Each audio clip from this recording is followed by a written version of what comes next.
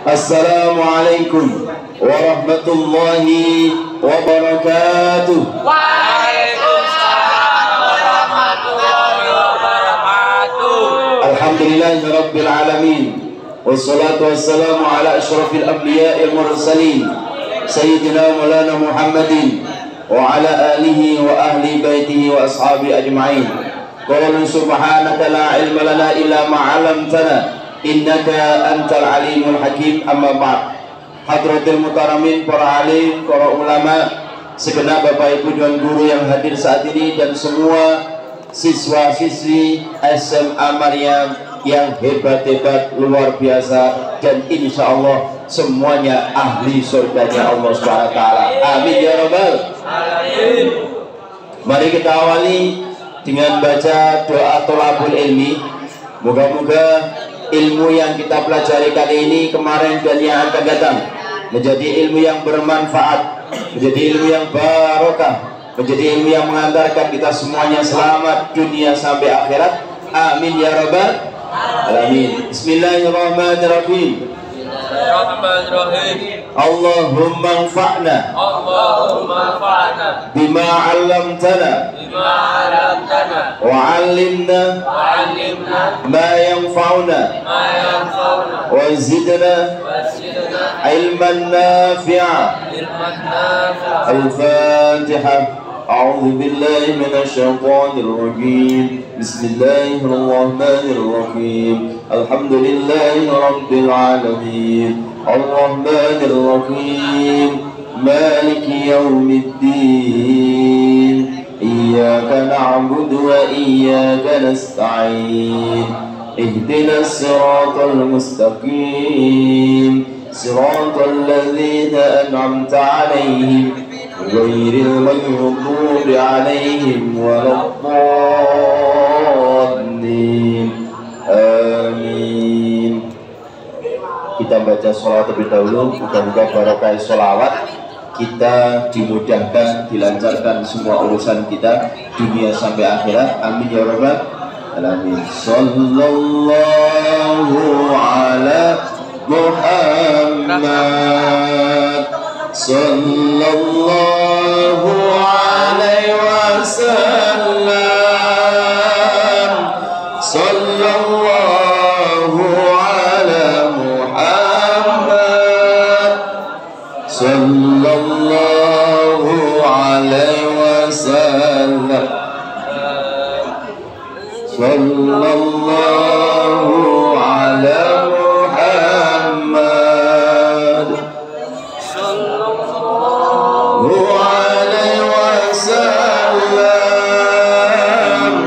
sallallahu ala Muhammad sallallahu alaihi wasallam. Allahumma shalli ala sayyidina Muhammad. Baik, kemarin kita sudah membahas tentang sunnah sholat idul Adha. Sekarang terkait pelaksanaan takbiran atau baca takbir. Allahu akbar, Allahu akbar, Allahu akbar. La ilaha illallah, wallahu akbar. Allahu akbar walillahil hamd. Itu berapa kali atau berapa hari? Takbir dilaksanakan 4 hari 4 malam. Ulang lagi, takbir dilaksanakan 4 hari 4 malam. Kurung buka 10 sampai 13 Zulhijjah setelah asar. 10 sampai 13 Zulhijjah setelah asar. Ya, jadi seumpama, halo, hai, seumpama hari ini tanggal 10, Maka nanti habis asar itu sudah boleh melaksanakan takbiran atau kalimat takbir. Sampai kapan? Sekarang hari Selasa, Rabu, Kamis, Jumat. Jumat apa namanya pas sore habis asar. Ya, jadi nanti lihat kapan harinya. Itu seperti itu. Nah, sholatnya di mana? Silahkan dipilih. Boleh di masjid atau di tanah lapang alias di lapangan. Nah, silahkan, boleh. Umumnya kalau NO Nahdliyin di masjid, umumnya kalau Muhammadiyah di lapangan. Di sing salah, di sing bener, podo bener. Sing salah, sing tiba, sing gak sholat. Ambek sing ngomong dewe, ya, sing gak sholat karo sing ngomong dewe, sing salah. Kenapa kok ngomong dewe kalau salah, Pak? Soalnya nanti gak oleh ilmu. Sopo ngerti nanti di antara kalian ono sing dadi bunyai, ono sing dadi pak yai, ditakoni santri ini cek gak tolak oleh. Nah itu understand? Yes. Allahumma sholli ala sayyidina Muhammad. Itu ya. Yang berikutnya, pelaksanaan penyembelian. Pelaksanaan penyembelian pada tanggal 10 Zulhijjah. Pelaksanaan penyembelian. Pelaksanaan penyembelian pada tanggal 10 Zulhijjah setelah sholat asar. Dianggap ditutup. Penyembelian hewan kurban pada tanggal 10 Zulhijjah setelah sholat Idul Adha. Sampai kapan? Tanggal 13 Zulhijjah, sebelum maghrib. Jadi seumpama hari ini tadi ini ya, ini pelaksanaannya sholat Idul Adha, maka hari ini sampai Jumat sebelum maghrib itu penyembelihan hewan kurban. Mana yang utama, Pak? Podo utamai. Jadi seumpama habis kurbanan, habis sholat Idul Adha langsung nyembelih, bagus. Tanggal 11-nya bagus, tanggal 12-nya juga bagus, tanggal 13-nya juga bagus. Itu masih terhitung penyembelihan hewan kurban. Nih sebelumnya atau sesudah tanggal 13 itu bukan menyembelih hewan kurban, tapi beleh biasa. Ya, lupa. Saya jadi panitia, Pak. Ternyata hewan kurbannya ini mau tak sembelih, ini bahaya, besok iso mati. Bagaimana, Pak? Tak boleh saiki. Ya tidak boleh. Sampaikan kepada orang yang kurban, Pak, hewan kurbanin jenengan sakniki kondisinya kiet. Kondisinya lagi sekarat. Iki naik dapakno, Pak, ditalkini apa mboten? Nek ditalkini baru dibelah saiki. Nek gak ditalkini dikhawatirkan hewan kurbane mati. Bagaimana, Pak? Lu gak iso. Ya tak pasang sampeyan nih. Siapa harus tanggung jawab? Nah, harus menyampaikan, Pak, kalau memang ini mati, ulahnya panitia, Pak, insya Allah kami siap tanggung jawab. Tapi nek mati karena alam, karena sakar PDW, ya kita kembalikan kepada pengkurban. Ini pengkurban, ini piye? Ini yang bagian kurban bagaimana? Ini karena kalau ini sudah lepas daripada tanggung jawab. Nek ngene iki kok nanti saya lah toro. Tapi kalau emang mati karena panitia, maka panitia nanti yang ikut bertanggung jawab untuk ngelironi, untuk nempuhi, untuk menggantikan. Paham? Jadi kalau kemudian mama hewan korbannya mati sendiri, sampaikan pada yang berkorban, ini karena mati sendiri. Ya muga-muga tetap dihitung korban, tapi ini ini supaya menjadi sah korbannya, baiknya panjenengan beli lagi. Waduh, agak ada duit. Nah, ini tidak apa-apa. Terus kapan-kapan. Oke. Itu yang terkait dengan penyembelihan hewan kurban. Sekarang syarat hewan kurban. Dilihat. Oke. Syarat hewan kurban. 1. Hewannya sehat. Nek hewannya sehat, ojo mok tuku. Termasuk itu ojo dibeleh hewannya gak sehat, kudu sehat. Oke. Yang kedua, gemuk. Dagingnya akeh. Dagingnya akeh. Makanya gini sing ketok dagingnya akeh, berarti siap-siap di ya. Don. Bahan. Oke. 1 sehat, 2 gemuk. 3 cukup umur. Cukup umur. Garis miring lebih dari 1 tahun dan sudah powel. Garis miring lebih dari 1 tahun dan sudah powel. Lho Pak, nek seumpama gurung powel Pak, terus dipowel karo bagian yang menjual, bagaimana? Tanggung jawab sing adol. Ya, jadi kalau kalian semuanya beli hewan kurban belum powel, kok dipowel karo orang yang jual, maka itu termasuk kategori tanggung jawab wong sing adol. Oke, tak ulangi lagi. Powel itu untune wis coplok. Ya, powel itu untune coplok. Coplok dhewe lho ya. Apa coplok bahasa Indonesia? Lepas. Lepas giginya, lepas sendiri. Itu berarti sudah powel. Biasanya 1 tahun dan sudah powel atau sudah lepas sendiri giginya. Nek dilepas karo penjualnya, maka tanggung jawabnya penjual.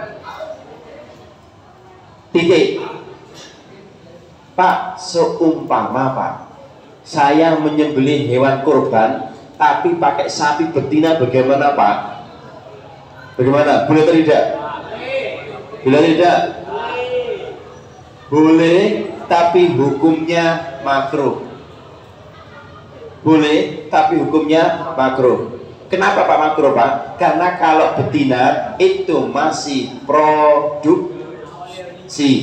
Ini masih produksi, nggak dibelek, lah ya gak ono sing produksi, gak ono sing meteng bunting, meteng lah wong lah, nggak ada yang bunting. Nanti kan ada bunting, nggak ada yang melahirkan. Maka makruh hukumnya kalau betina, kalau salah sah, tapi makruh hukumnya. Dan memang kalau bisa dijauhi. Sebab sebab ada di sekitar kita, pernah ada panitia nakalan sekitar kita ini. Gak usah takon nanti Pak, bukan sekitar kita. Itu ada panitia nakalan, sempat curhat pada saya, Pak, panitia nakal bagaimana? Dibelikan sapi betina, memang ukurannya lebih besar, luwih murah. Sapi betina itu luwih besar, luwih murah biasanya. Tapi jadi itu betina. Akhirnya panitia itu digeremengi karo sing urun. Nek ngene carane yang meneh gak melok urunan. Betul, tahun depan akhirnya panitianya gak digawe. Ya karena nakalan. Ya baiknya tetap dibelikan sapi jantan. Karena lebih sah dan lebih aman. Jangan ngakali orang lain. kecuali kalau memang sudah wis ngene delek sing udus wedok sapi wedok tapi sing tua itu ya biasa lah. Wis tua biasanya kan alot-alot ya, tetap adalah hewannya sahnya secara syariat adalah yang jantan. Oke. Yang berikutnya. Sekarang bagaimana Pak? Kambing dan sapi untuk berapa orang?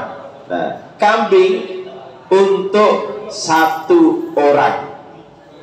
Ya, menyembelih hewan kambing ini untuk 1 orang. Kalau sapi untuk 7 orang. Sudah paham? Unta Pak bagaimana? Untuk 7 sampai 10 orang. Kalau unta. Jadi kambing untuk 1 orang, sapi untuk 7 orang, unta 7 sampai 10 orang. Paham sampai sini? Eling-eling. Tulisan ini sangat bermanfaat di saat nanti pelaksanaan proses Idul Adha atau Dzulhijjah. Sekarang ini Dzulqa'dah sudah mulai mau habis. Maka kenapa saya bahas kajian ini supaya nanti bisa diambil manfaat bersama. Lupa katanya ada yang boleh sekeluarga ya. Oke. Pendapat pertama tadi 1 kambing 1 orang, 1 sapi 7 orang, 1 unta 7 sampai 10 orang. Yes. Sampai sini paham? Nah, pendapat yang kedua 1 kambing untuk 1 keluarga. Tadi kan 1 orang, sekarang 1 kambing untuk 1 keluarga. Catatan, keluarga ini masih tanggung jawabnya kepala keluarga. Contoh, saya punya anak 3, istri 1. Istri 1, maka ini masih terhitung keluarga sebab anak saya tidak ada yang nikah. Nek wis nikah nanti pisah tanggung jawab dhewe. Paham dari sini? Jadi seumpama saya menyembelih hewan kurban, saya atas namakan sekeluarga, saya, istri dan anak 3. Itu boleh dan memang ada dasarnya. Pak, nek ngono carane melok kowe. Ya, nanti saya sampaikan terakhir. Bagaimana kalau ikut yang sekeluarga bagaimana? Nanti yang terakhir. Sapi untuk 7 keluarga. Hanya nambah keluarga toh. Kalau kambing 1 keluarga, kalau sapi 7 keluarga. Kalau unta 7 sampai 10 keluarga. Oke, sampai sini Pak. Nah, pendapat yang pertama itu adalah pendapatnya Imam Syafi'i. 1 kambing 1 orang, 7 orang untuk 1 sapi, 7 sampai 10 orang untuk 1 unta. Yes, ini pendapat Imam Syafi'i. Dan ini dilaksanakan seumur hidup sekali. Yang pertama pendapatnya Imam Syafi'i. Jadi ini gak korban bentahun gak apa-apa. Oke. Pendapat yang kedua yang disampaikan tadi 1 kambing 1 keluarga, 1 sapi untuk 7 keluarga, 7 sampai 10 keluarga untuk unta. Ini pendapatnya Imam Malik. Pendapatnya Imam Malik. Catatan, tapi ini dianjurkan oleh Imam Malik setiap tahun. Setiap tahun harus kurban dengan seperti ini. Wes, saya niat kurban sak keluarga. Besok tahun lagi ya gitu. Jadi Imam Syafi'i seumur hidup sekali. Kalau Imam Malik dengan model seperti ini untuk setiap tahun. Fahim tuh? Understand? Yes, diperhatikan supaya nanti pendapatnya itu lengkap. Nek ana ketemu sak keluarga seumur hidup sekali, ya gak apa-apa, tapi pendapat itu kemudian sak karepe dhewe. Jadi kalau yang satu untuk satu kambing, satu orang satu kambing, berarti untuk seumur hidup sekali melek Imam Syafi'i. Nek Imam Malik satu keluarga. Apakah boleh Pak seperti itu? Boleh. Toh ada yang berpendapat dan ada dalilnya. Oke, paham itu? Understand? Oke. Menurut Imam Hanafi, kurban adalah wajib tiap tahun. Kalau tadi Imam Malik dianjurkan setiap tahun, kalau Imam Hanafi malah wajib kurban 1 tahun sekali. Setiap tahun berarti itu harus atau wajib kurban. Oke. Sampai sini paham? Pak, bagaimana untuk menjual kulit? Nah, kalau Imam Syafi'i tidak boleh, ya, terkait penjualan kulit. Ini kalau mau nulis silakan, tidak ya didengarkan. Tapi ini juga penting. Menjual kulit menurut versi Imam Syafi'i tidak boleh. Tapi ada solusinya kalau Imam Syafi'i. Bagaimana solusinya? Contoh, saya bagian panitia yang dipasrai oleh orang pekurban. Katakanlah saya dipasrai oleh Irfan untuk berkurban, maka tak terima saya menyembelih. Nah, panitia itu kan ada banyak. Supaya ini tidak menjadi hal yang dilarang menurut versi Imam Syafi'i, sebab kurban itu tidak boleh ada yang dijual. Caranya bagaimana Pak? Saya berikan, karena kalau diberikan boleh, saya berikan kepada Fuad, ini tak kasih untuk sampean. Tapi sampean ngerti yo, kulit itu gak mungkin di pangan. Bisa rata-rata kan pangan rada angel, rada ngerambut kayak Fuad Mas Sapi gak mungkin dirambut, digeritakno kan buat. Maka ya Fuad kudu ngerti bahwa dikasih itu dalam rangka untuk dijual, terus untuk operasional. Nah, yang seperti ini namanya khilah syariah. Khilah syariah itu supaya hukum itu masih bisa aman. Caranya di model seperti itu. Seperti itu boleh. Kalau versi Syafi'i, jadi kasihkan ke orangnya dulu, berarti sudah menjadi miliknya dia, maka dia boleh menjual. Dimakan juga boleh. Nek kober, gadek nopo rambak. Ya, kerupuk rambak itu rata-rata dari kulit. Tapi ngeramutin ukur rada angel kalau tidak ahlinya. Sampai sini paham? Itu caranya supaya diperbolehkan. Kalau Imam Hanafi memang murni boleh dijual untuk operasional. Kembalinya untuk operasional. Ya, ini nanti akan berkembang kemana-mana. Bagaimana Pak kalau kemudian menyembelih hewan kurban untuk ini tuh ini?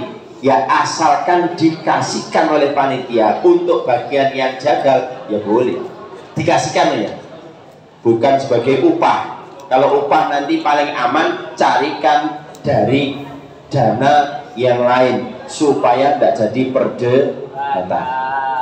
Oke, itu paham? Terus saya pesan, ini sering terjadi umum untuk para jagal.